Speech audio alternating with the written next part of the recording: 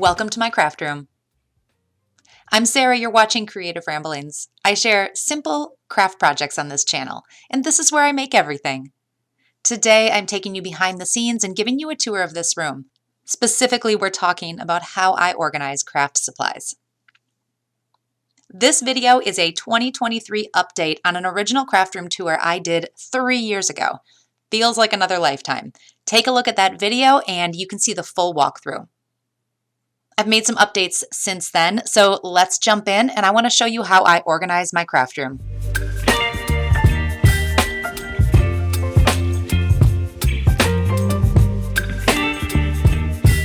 So a few new things in my craft room. Let's start with this wall. These are felt-right tiles. They're made from recycled water bottles. They look amazing in this room. I love the pop of color. They're also sound dampening, which is really great when I'm recording videos in here. These tiles are on a wall right next to my workspace. So I've got my monitors and everything I need to work in this little corner here, and that leaves the rest of the room open for crafting. These pegboards have been around since the beginning. I highly recommend using some type of a pegboard for organization. I find that I'm really motivated when I can see some of the supplies and materials that I have. Helps me know what I have, and it really inspires me to create. Having things like scissors, hole punches, pens, that type of thing on my pegboard make it really easy to access when I'm in the middle of a project as well. I have 2 pegboards in this space. One holds tools, the other has shelves that holds more materials and my cutting mats. In between the pegboards is this really long shelf that has all of my acrylic craft paint. For the same reason that I have the pegboards, I love keeping my paint out so I can see the colors and know what I have. I keep my most used glues up on this shelf as well, and then all the other types of paints, brushes, and adhesives are down below in the drawers.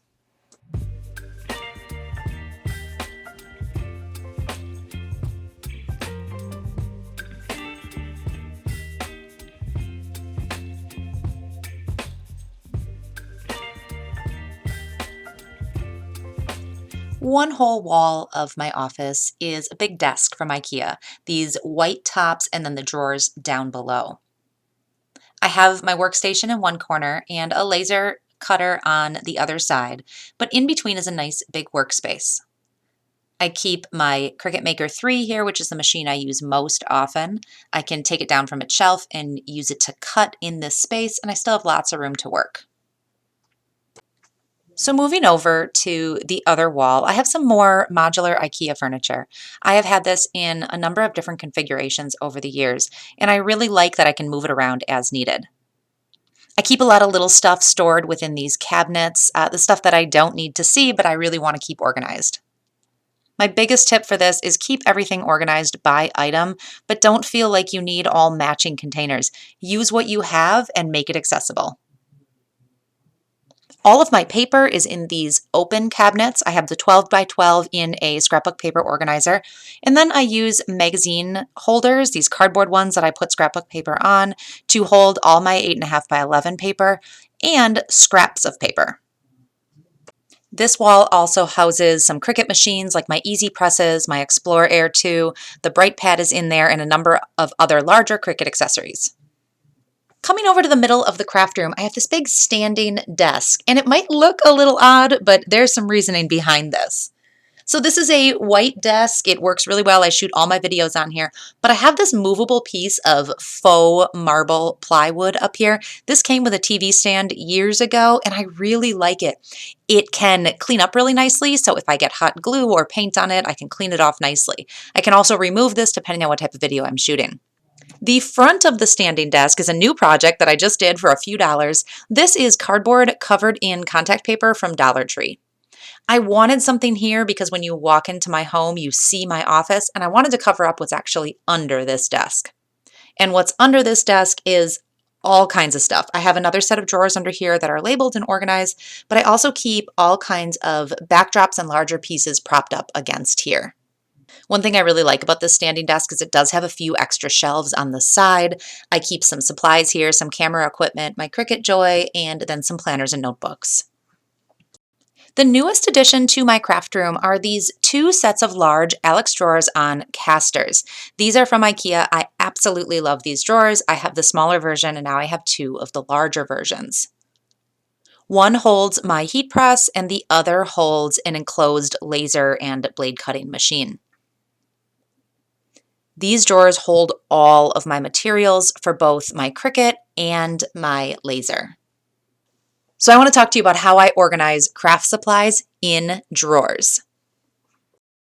The first step is to go through all my materials and take them out of the drawers or containers, whatever they're in, and group them together in like piles. This is going to help me figure out how much space I need for each type of item and how many different categories of items I need.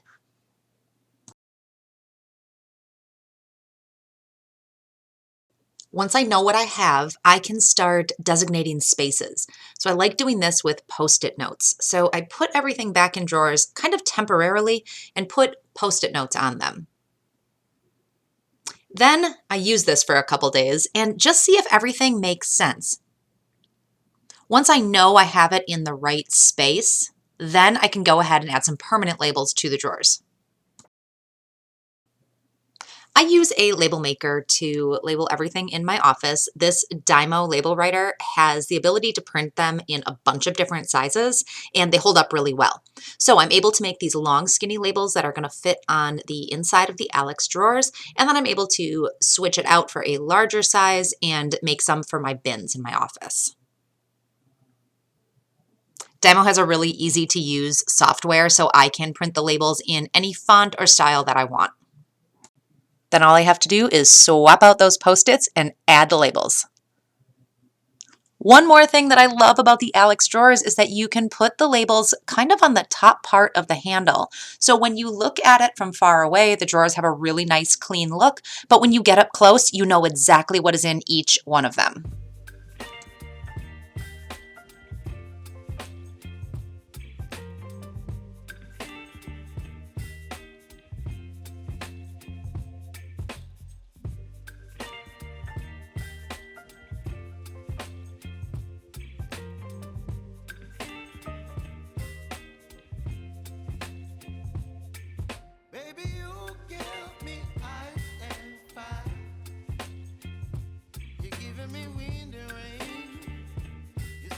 That is my updated craft room tour for 2023.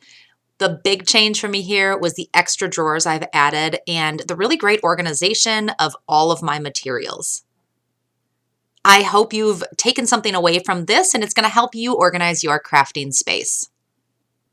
If you like simple craft projects, consider subscribing. I am here with new videos every week. If you want some more craft organization videos, check out these. Thanks so much for watching. We'll see you next time.